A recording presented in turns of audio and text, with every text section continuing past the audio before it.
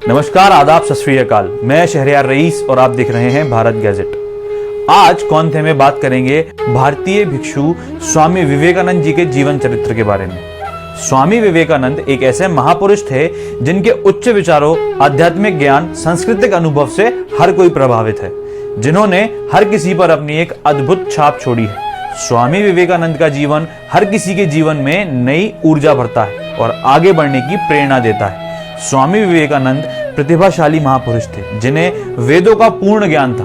विवेकानंद जी दूरदर्शी थे और उसी सोच के व्यक्ति थे जिन्होंने न सिर्फ भारत के विकास के लिए काम किया बल्कि लोगों के जीवन को जीने की कला भी सिखाई।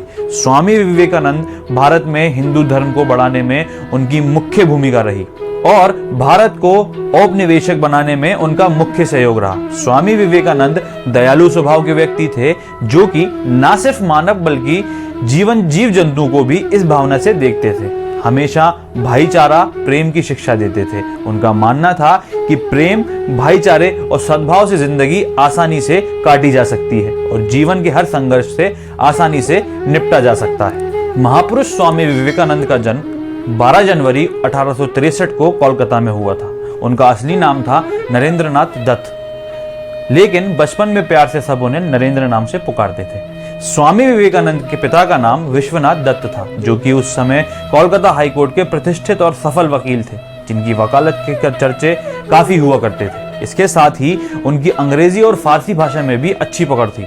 विवेकानंद जी की माता का नाम भुवनेश्वरी देवी था, जो कि धार्मिक विचारों की महिला थी और काफी प्रतिभावान महिला थी, जिन्होंने धार्मिक ग्रंथों जैसे रामायण और महाभारत में काफी अच्छा ज्ञान प्राप्त किया था।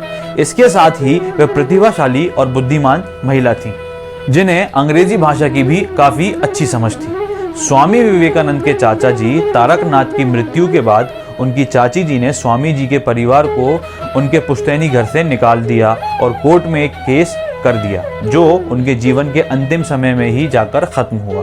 स्वामी जी बहन जोगेंद्र बाला ने आत्महत्या करके अपना जीवन खत्म कर लिया था। अपनी युवावस्था के दिनों से ही उनको आध्यात्मिकता में रुचि थी।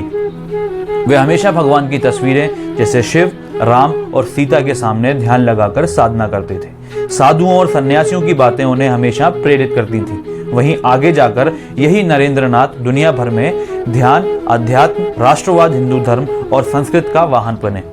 स्वामी विवेकानंद बचपन से ही बड़ी जिज्ञासु प्रवृत्ति के थे। यही वजह है कि उन्होंने एक बार महर्षि देवेंद्रनाथ से सवाल पूछा था कि क्या आपने ईश्वर को देखा है। नरेंद्र के इस सवाल से महर्षि आश्चर्य में पड़ गए थे और उन्होंने इस जिज्ञासा को शांत करने के लिए विवेकानंद जी को रामकृष्ण परमहंस के पास जाने की सलाह दी, जिसके बाद उन्होंने उनको अपने गुरु मान लिया और उन्हीं के बताए गए मार्ग पर आगे बढ़ते चले गए। इस दौरान विवेकानंद जी रामकृष्ण परमहंस से इतने प्रभावित हुए कि उनके मन में अपने गुरु के प्रति कर्तव्य निष्ठा और श्रद्धा बढ़ती चली गई।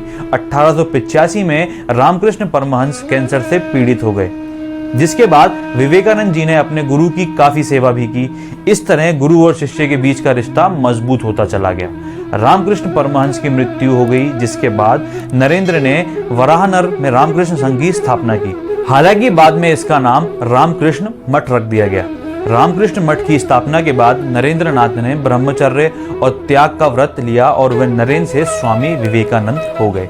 स्वामी जी के मठ में कोई भी महिला प्रवेश नहीं कर सकती थी, यहाँ तक कि उनकी माता जी भी नहीं।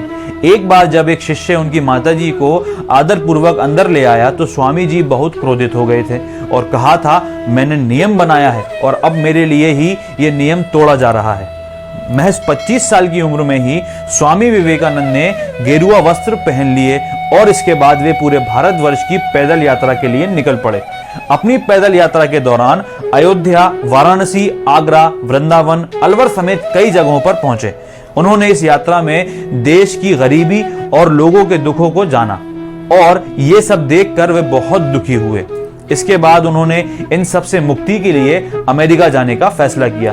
1893 में विवेकानंद शिकागो पहुंचे, जहां उन्होंने विश्व धर्म सम्मेलन में हिस्सा लिया। इस दौरान एक जगह पर कई धर्मगुरुओं ने अपनी किताब रखी। वहीं भारत के धर्म के वर्णन के लिए श्रीमद् भागवत गीता रखी गई थी, जिसका खूब मजाक उड़ाया गया। लेकिन जब विवेकानंद ने अपने आध्यात्म और ज्ञान से भरा भाषण की शुरुआत की, तब सभागार तालियों की गड़गड़ाहट से गूंज उठा। अगले 3 साल तक स्वामी विवेकानंद अमेरिका में वेदांत की शिक्षाओं का प्रचार प्रसार करते रहे। वही अमेरिका की प्रेस ने स्वामी विवेकानंद को साइक्लोनिक मॉनिक फ्रॉम इंडिया का नाम दिया था। इसके बाद 2 साल उन्होंने शिकागो, न्यूयॉर्क, डेट्रॉइट और बॉस्टन में लेक्चर्स दिए। वहीं 1894 में न्यूयॉर्क में उन्होंने वेदांत सोसाइटी की स्थापना की।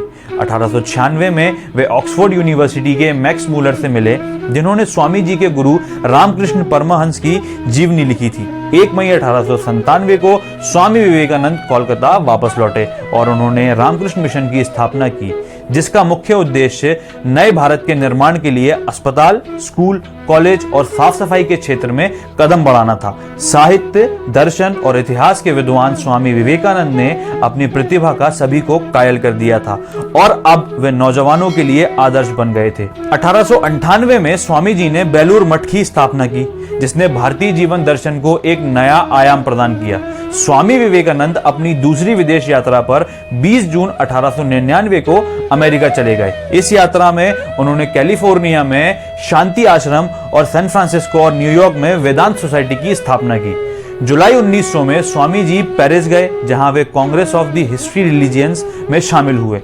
4 जुलाई 1902 को महज 39 साल की उम्र में स्वामी विवेकानंद जी की मृत्यु हो गई। वहीं उनके शिष्यों की माने तो उन्होंने महासमाधि ली थी। उन्होंने अपने भविष्यवाणी को सही साबित किया कि वे 40 साल से ज्यादा नहीं जिएंगे। स्वामी विवेकानंद के जन्म तिथि 12 जनवरी को राष्ट्रीय युवा दिवस, नेशनल यूथ डे के रूप में मनाई जाती है। तो ये कहानी थी एक महान शख्सियत स्वामी विवेकानंद जी के बारे में, जो कि हमारे लिए लिखी थी सरस्वती ने। इसी तरह की और कहानी और खबरों के लिए हमारे चैनल को सब्सक्राइब करें। आप देख रहे थे भारत गैजेट। धन्यवाद।